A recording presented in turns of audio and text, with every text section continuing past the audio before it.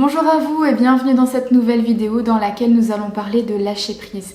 Pourquoi le lâcher prise? Eh bien tout simplement parce que nous sommes dans un quotidien qui peut être stressant. On nous demande toujours beaucoup de choses à faire, il y a beaucoup de pensées quotidiennes, il y a beaucoup de stress, d'angoisse qui y sont liées. On est toujours dans la rapidité, dans la quantité de choses à faire et notre esprit peut s'encombrer au fur et à mesure. À un moment donné, on y voit plus clair et on ne sait plus ce qu'on doit faire, on n'a plus la faculté de prendre distance des choses. D'où l'importance du lâcher prise. Mais beaucoup de personnes ne savent pas comment lâcher prise, quelle technique, qu'est-ce qui peut aider pour pouvoir justement prendre distance de ce quotidien qui pèse. Alors aujourd'hui, je vais vous proposer 3 principes pour moi fondamentaux sur lesquels il est nécessaire de s'appuyer pour pouvoir prendre distance et lâcher prise. Le premier, c'est de retrouver le calme. Je pense que c'est vraiment le premier principe sur lequel on doit se baser, retrouver le calme, parce qu'au quotidien, on est toujours confronté à des bruits, à tout ce que l'on peut entendre finalement, c'est une source anxiogène au quotidien. Et à un moment donné, retrouver le calme, ça nous permet aussi de se recentrer, de lâcher prise. Mais comment on fait pour retrouver le calme? Eh bien moi je vous invite à trouver votre moyen de retrouver ce calme. Par exemple, pour moi ce qui fonctionne très bien, quand je suis dans un état émotionnel de stress ou de colère, etc., je vais plutôt aller vers un parc ou une forêt et me balader. Pour moi la nature c'est vraiment essentiel, donc le calme pour moi est associé à la nature. Se rapprocher un peu de vraiment ce côté vert qui nous fait du bien, qui est apaisant. Ça a vraiment des propriétés importantes. Vous pouvez d'ailleurs rechercher des informations là-dessus. Quand on est en relation avec les arbres, avec tout ce côté naturel, ça nous fait du bien et ça canalise un peu notre énergie, ça nous redonne de l'énergie positive. Le deuxième principe fondamental pour moi, c'est justement de laisser la place à la créativité. Laisser la place à la créativité, peu de personnes le font. Parce qu'on a toujours un manque de temps, on a plein de choses à faire et on ne sait pas prendre le temps de laisser place à la créativité. Il y a plusieurs moyens de la retrouver cette créativité. La première chose, c'est par la lecture.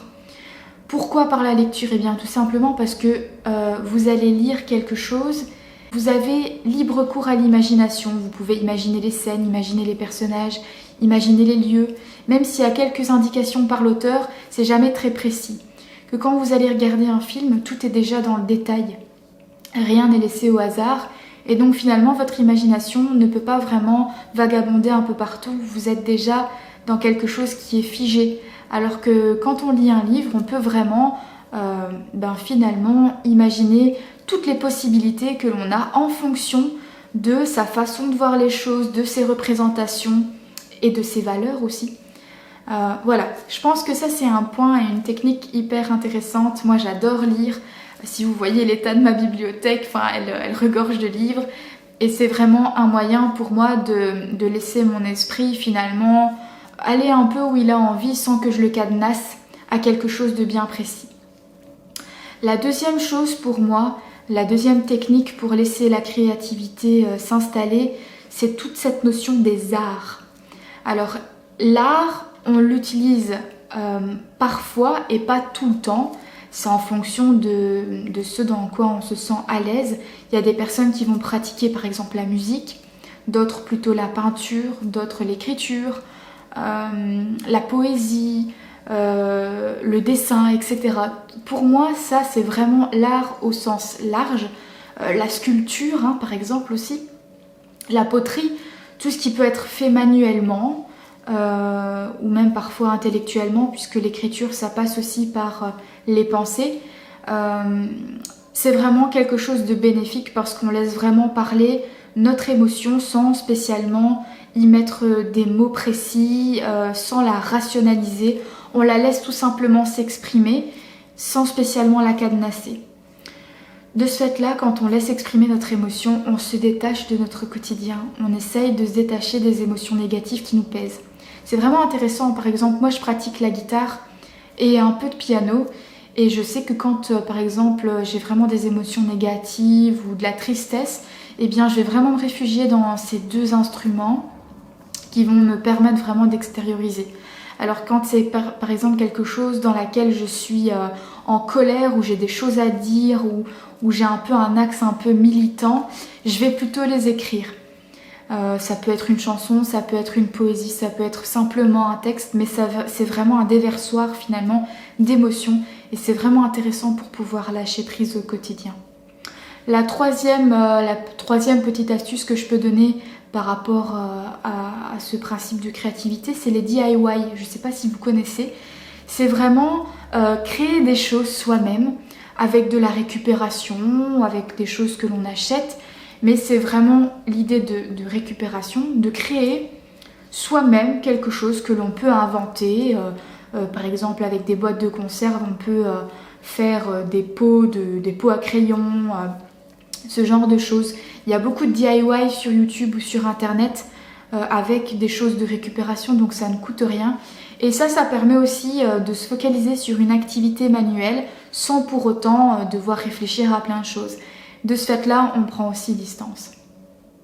Enfin, le troisième principe fondamental pour moi et le dernier, c'est vraiment d'apaiser son corps.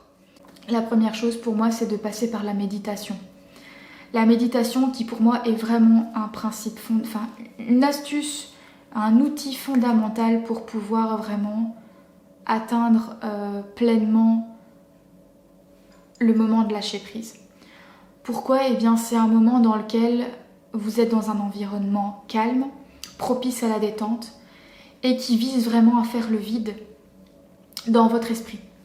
Donc, c'est un moment rien qu'à vous, qui vous appartient, dans lequel vous allez vraiment pouvoir ne penser à rien. Alors, c'est compliqué de ne penser à rien parce que notre cerveau est programmé à penser tout le temps. Ce qui veut dire que la méditation essaye un peu de déprogrammer entre guillemets le cerveau et de lui laisser la place au vide, tout simplement pour éviter de toujours penser et de reposer un peu son esprit. C'est vraiment très intéressant et très efficace, tant dans la productivité, parce que ce vide nous permet de réappréhender notre travail de manière plus sereine, mais aussi notre quotidien, parce qu'il n'y a pas que le travail, il y a aussi notre vie de famille, notre vie de couple, notre vie personnelle, dans laquelle il est important de pouvoir se recentrer et arrêter d'être toujours dans ses pensées. Être disponible par rapport aux autres, mais aussi être disponible par rapport à soi-même. Donc pour moi, la méditation est importante. Je vous invite à regarder sur YouTube, il y a des méditations guidées. Quand on commence, quand on débute cette activité, c'est un peu compliqué de savoir comment commencer.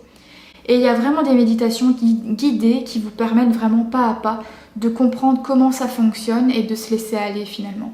Moi, c'est vraiment l'étape cruciale finalement quand je suis stressée ou énervée ou quand j'ai besoin d'un moment à moi pour me retrouver, je le fais. On peut la pratiquer le matin, par exemple au réveil, pour vraiment faire le vide sur le début de la journée. On peut la pratiquer le soir quand on a eu une accumulation de beaucoup de choses. Moi d'ailleurs, je la pratique principalement le soir. Ou on peut la pratiquer à des moments plus ponctuels, à des moments où c'est nécessaire de la pratiquer. Par exemple, on va avoir un examen où on va se sentir stressé. Et bien pour redescendre cette dose de stress, et bien on peut pratiquer la méditation.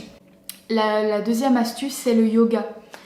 Le yoga, c'est intéressant aussi, ces différentes postures qui allient vraiment. D'ailleurs, dans le yoga, vous allez pouvoir retrouver aussi cette méditation, ces moments de relaxation et différentes postures qui permettent de canaliser l'énergie.